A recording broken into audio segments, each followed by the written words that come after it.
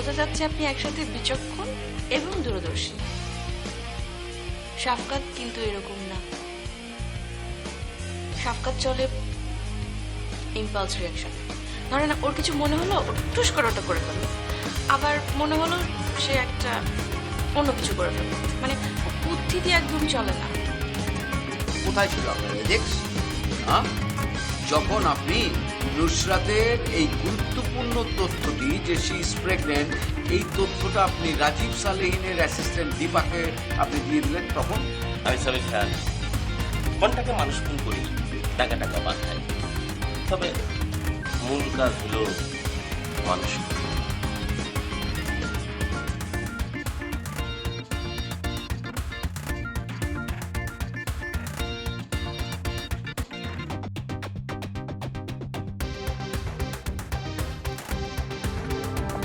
ভাই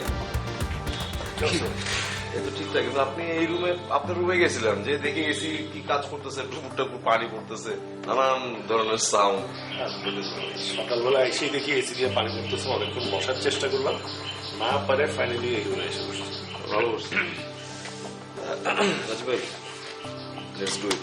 চলেন আমরা প্ল্যানটা ফাইনালাইজ করে আমাদের ওই প্রজেক্টটা আগাই। আপনারা যে বলছিলাম নুসরাতের একটা বাড়ি দিতে, বুঝছেন?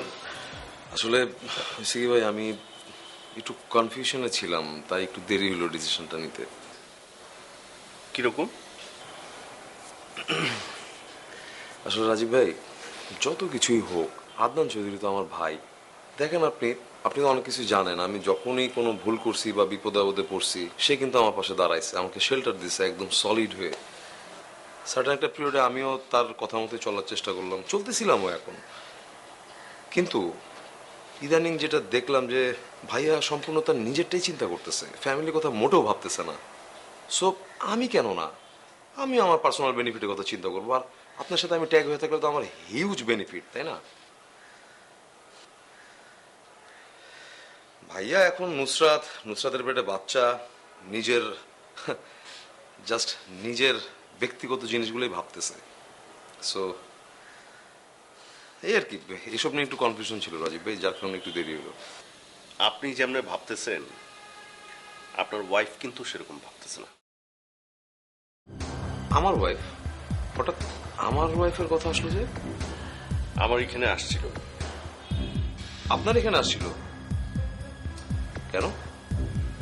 না, এসে বলল যে আপনি অনেক সহজ সরল বোকাশোকা একটা মানুষ, আপনাকে আমি যেন এরকম একটা বিপদের মধ্যে না পড়ি।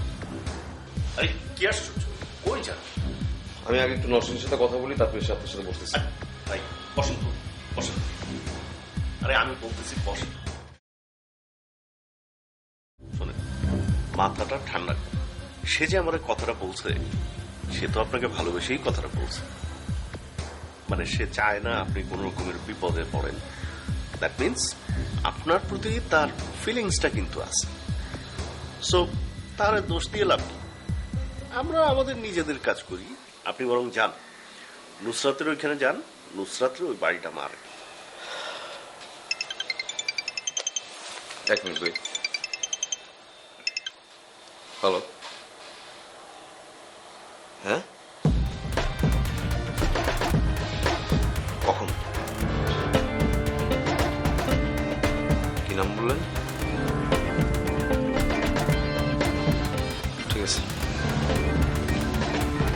রাজ ভাই, ঝামেলা তো একটা হয়ে গেছে। কিরকম? নুসরাত গায়েব, অফিসে নাই, কোথাও তাকে পাওয়া যাচ্ছে না। আর নুসরাতের চেয়ারে অন্য একটা মেয়ে বসছে, যার নাম ফারহানা। কি? হ্যাঁ, এখন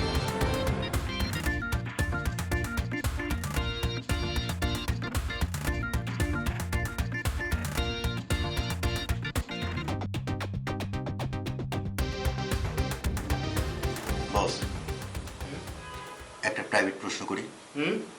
একটা প্রাইভেট প্রশ্ন। আমার কাছে তোর প্রাইভেট কি? আমার সব কিছুই তো তুই জানোস। আচ্ছা, আপনার ব্যাংক অ্যাকাউন্টে কত টাকা আছে? ব্যাংক অ্যাকাউন্ট পরশুদিন পর্যন্ত ছিল হচ্ছে 727 টাকা, তারপরে তো মনে কর গাড়ি বিক্রি করলাম, 8 লাখ টাকা ঢুকলো। 8 লাখ টাকা ঢোকার পর যেটা হইলো অফিস ভাড়া 40, বাসা ভাড়া, তোর স্যালারি, আদার্স অফিসের খরচ মিলাই 7 লাখ টাকার মতো থাকতে পারে। এটা আপনি কি বলেন? আপনি একজন ডিরেক্টর, দুনিয়ার বিজ্ঞাপন বানাইছেন, আপনার ব্যাংকে আছে মাত্র 7 লাখ টাকা, আর আমার ব্যাংকে আছে 9.5 লাখ টাকা। তোর অ্যাকাউন্টে 9.5 লাখ টাকা থাকবেই, তোর কাছে টাকা থাকবে কারণ তুই টাকারে টাকা মনে করস, কিন্তু আমি তো টাকারে টাকা মনে করি না, আমি একটা কাগজ মনে করি। তুমি টাকার মূল্য বোঝো তাই তোমার কাছে টাকা আছে, আমি টাকার মূল্য বুঝি না তাই আমার কাছে টাকা নাই। আজকের পত্রিকায় একটা বিজ্ঞাপন আসছে ট্রাভেল এজেন্সি, দেখছেন? না। ইন্দোনেশিয়ার বালি দ্বীপে 2 দিন, ওইখান থেকে জাহাজে করে আন্দামান দ্বীপপুঞ্জে, ওই যে ব্রিটিশরা ওইখানে জেলখানা টেলখানা বানাইছে, কারাগার, ওইখানে ঘুরায় ঘাড়ায় আবার দেশে ফিরাই দিবে, খরচ মাত্র 1 লাখ টাকা। আর এখন তো পোর্ট এন্ট্রি, ভিসা টিসার ঝামেলা নাই, আপনি আমি চলেন কালকে যাই। এই আমার কাছে 1 লাখ টাকা আছে মানে কি আমি ওই আন্দামান নিকোবরে যাব? আমার কাছে 1 লাখ টাকা আছে মানে আমি ওই 1 লাখ টাকার মদ খাবো। আচ্ছা ঠিক আছে, আপনার একটা পয়সা খরচ করতে হবে না, আপনার যাতায়াত আর যত খরচ আছে সব আমি দেবো, আপনি চলেন। এই গগন, রাস্তার একটা গুন্ডা এসে ভয় দেখাই দিছে মানে আমারে মাইরা ফেলাইবে, সেই ভয়ে তুই আমারে সিন থেকে সরাইতে চাইতেছস, তাই তো? তুই আমারে আন্দামান নিকোবরে নিয়ে যাবি, তারপরে আমারে স্লো পয়জন কইরা কইরা মাথার মধ্যে নুসরাতের যে ভূতটা আছে সেটা ধীরে ধীরে আমারে সরাইবি, তাই তো? আরে বেটা, নুসরাতের ভূত তো মানে আমার কাছে সিন্দাবাতের ভূত, ওরে কি এত সহজে সরানো যায়? শোনো খোকন, এই যে দেখো, এই একটা সমস্যা ক্রিয়েট হয়েছে, এই সমস্যাটা যারা ফেস করে তাদেরকে বলে হচ্ছে পুরুষ, আর এই সমস্যাটা ফেস না করে যারা পেছন দিকে পালাই যায় তাদেরকে বলে কাপুরুষ। তা তোমার কাছে কি মনে হয়, আমি পুরুষ না কাপুরুষ? আমি চাই আপনি অনেক বেশি কাপুরুষ হন, কিন্তু আপনি তো সেটা করবেন না। বুঝতে পারছি, সেজন্য থ্যাঙ্কস। যা। সে আমারে বলছে আমারও খুন করে ফেলবো।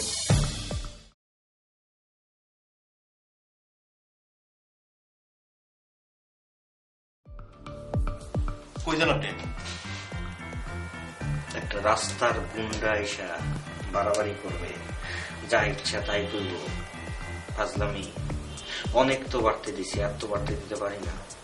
আজকে নুসরাতের সাথে যা মিটিং করব, মিটিং করে আজকে তার ডিসিশন নাম নিয়ে ফেলবো। আপনি যান না প্লিজ।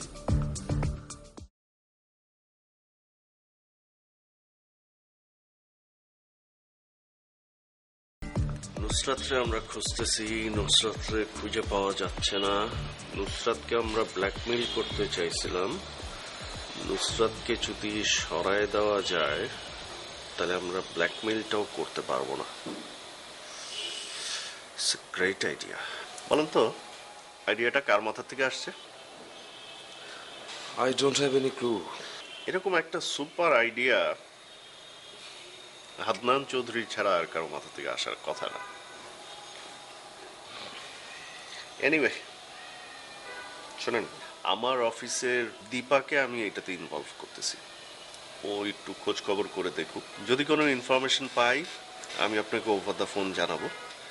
আর আপনি এক্সাইটেড হয়ে নুসরাতের অফিসের ধারে কাছেও এখন যাওয়ার কোনো দরকার নেই। আর শোনেন, আরেকটা কথা, মানে নুসরাতকে নিয়ে যে আমরা বিভিন্ন প্ল্যান করছি, এইগুলা বিষয়ে মানে অফিসিয়াল বিষয় আসে না, আপনার আমার মধ্যেই থাক, মানে বাসায় আলাপ করার দরকার নেই। আপনার আমার কথা যদি বেডরুমে চলে যায় সেটা খুবই একটা ঝামেলার জিনিস হবে।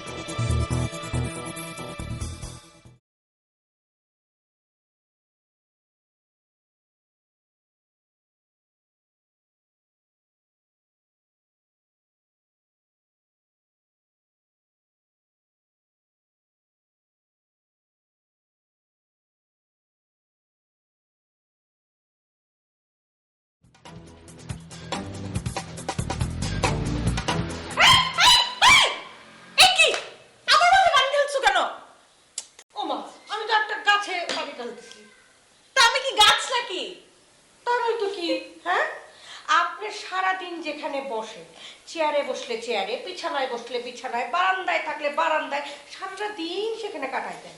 এই যে পাটা বাইর করেন তো, দেখেন ওই যে দেখেন দেখেন তল দিয়ে মোটা মোটা কতগুলো শিকড় হয়েছে।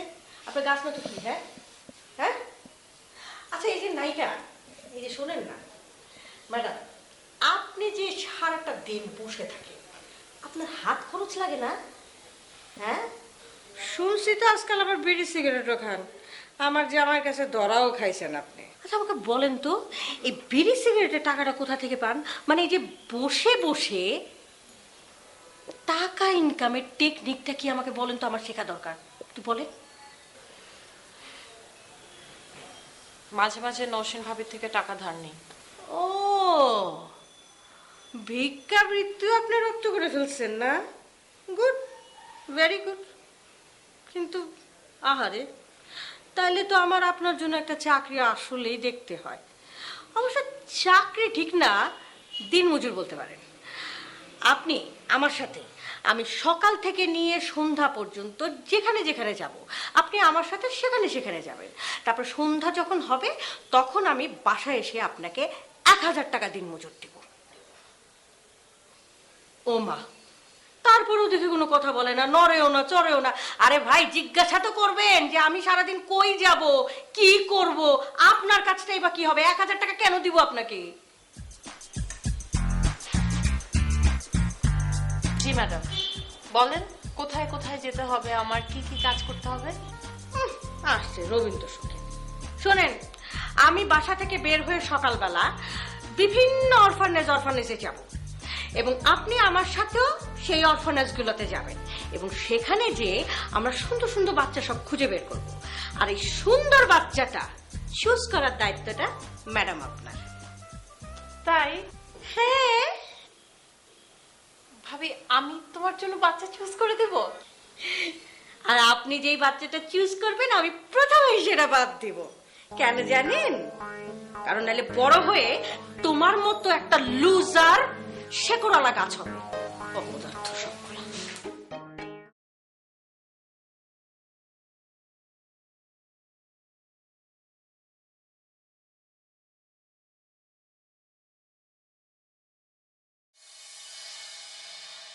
নুসরাত, তোমার সাথে কিছু জরুরি কথা আছে।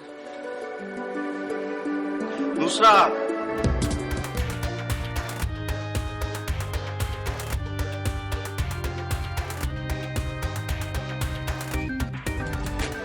আপনি? আমি ফারহানা। হ্যাঁ ফারানা, বুঝলাম। আপনি এই চেয়ারে কেন? কেন, এই চেয়ারে আমাকে ভালো লাগতেছে না? মানাচ্ছে? না ঠিক আছে, সবকিছু মিলাই মানাচ্ছে, ভালো লাগতেছে, কিন্তু এটা তো নুসরাতের চেয়ার, আপনি এখানে। এত প্রশ্নের উত্তর আপনাকে আমি কেন দিব? আপনি কে? আমি মেজবা সুমন। ও ইয়েস, মেজবা সুমন। হ্যাঁ হ্যাঁ, নুসরাত তো আপনার কথা আমাকে বলছে। আপনি ফেমাস অ্যাড মেকার, রাইট? আমাদেরও তো মনে হয় কিছু অ্যাড বানাইছেন, ফেমাস সব অ্যাড। আমাদের শব্দটা তো সিগনিফিক্যান্ট। আমাদের, আমরা, that means you belong to the signature firm. আপনারা তো এর আগে কোনোদিন দেখি নাই। আজকেই জয়েন করছি আমি, সরাসরি এই চেয়ারে।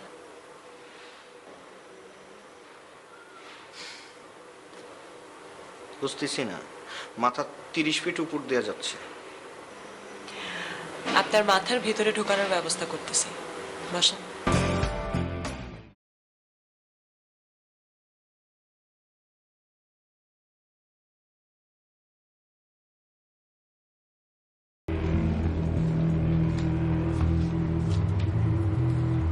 এই যে, এটা হচ্ছে পাওয়ার অফ অ্যাটর্নি।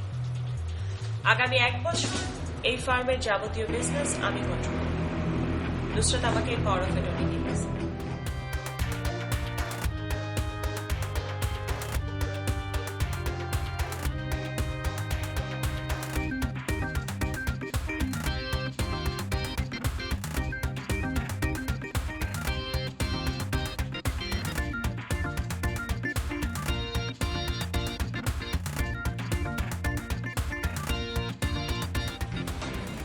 দীপা, আমার রুমের এসিটা ঠিক হবে কখন? এটা ঠিক হয় না ভাইয়া এখনো? আরে কিসের ঠিক হবে? টপ টপ টপ টপ পানি পড়তেছে, এইখানে ওইখানে কতক্ষণ বসে থাকবো? ভাইয়া তাহলে আপনি আমার রুমে আমার চেয়ারে বসেন। আরে না না, বসো তুমি। মেয়েদের চেয়ারে বসতে আমার একটু আনইজি ফিল হয়। এটা কি বললেন ভাইয়া? এটার কারণ কি? এই ধরো তুমি এই চেয়ারে বসে আছো, চেয়ারটার সাথে তোমার গায়ের পারফিউমের স্মেল আছে, তারপরে ধরো টেবিলটা কি সুন্দর পরিপাটি গুছায় গুছায় রাখছো। আমি যদি এখানে বসি, হাফ এন আওয়ারের মধ্যে পুরো টেবিল তছনছ হয়ে যাবে। শোনো, তোমাকে একটা ইনফরমেশন দিই। ফারহানা, হ্যাঁ ফারহানা। নুসরাতের চেয়ারে বসছে ফারহানা। হোয়াট? নুসরাতের চেয়ারে কিভাবে ফারহানা বসে ভাইয়া? নুসরাত তো ওই কোম্পানির CEO, I mean founder CEO. ওটা তো ওর চাকরি না, ওটা তো নিজের বিজনেস। ওইখানে ও কেমনে, মানে এটা কিভাবে পসিবল হলো? শোনো, তুমি আর আমি ঠিক করছিলাম নুসরাতকে ব্ল্যাকমেইল করব। নুসরাতকে যদি পাওয়াই না যায়, ব্ল্যাকমেইল করবা কি ওয়ালকে? ওই অফিসে নুসরাত আউট, ফারহানা ইন। এখন কি করা যায় ভাইয়া? ফারহানার সমস্ত ইনফরমেশন বের করো 2 ঘন্টার মধ্যে। নুসরাতের কাছে যদি আমরা পৌঁছাইতে চাই, তাহলে ফারহানা দিয়েই পৌঁছাতে হবে।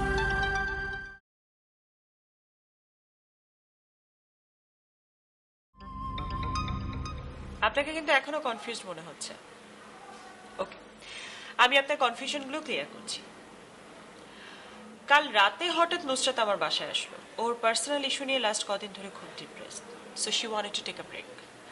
আমাকে বললো যে আমি যেন ওর বিজনেসটাকে টেক ওভার করি, I mean for the time being. By the way, Nusrat আমার কাজিন। আমি এত বছর ম্যানচেস্টারে ছিলাম, ওখানেই পড়াশোনা করেছি, ওখানেই কাজ করতাম। লাস্ট 4-5 মাস হলো দেশে আসছি। সো নুসরাত যখন আমাকে এই অফারটা দিল, আর আমিও ভাবছিলাম আমার কোনো একটা কাজ করা দরকার, I took the opportunity, that's it. নুসরাতের এই ফার্মটার বয়স কত আপনি জানেন? 2-3 বছর, ম্যাক্সিমাম 4 বছর। 6 বছর। ছোট্ট একটা অবস্থা থেকে 6 বছরে বাংলাদেশের 1 নম্বর অ্যাড ফার্ম তৈরি করা, এটার পেছনে নুসরাতের যে কতটা তীব্র ভয়াবহ ছোট ছোট কষ্ট হয়েছে, কি পরিস্থিতির মধ্যে দিয়ে ওরে যাইতে হয়েছে আপনি বোধহয় জানেন না। ওরে কি পরিমাণ স্যাক্রিফাইস করতে হয়েছে, কি পরিমাণ কম্প্রোমাইজ করতে হয়েছে সেটাও আপনি জানেন না। কম্প্রোমাইজ মানে তো বোঝেন,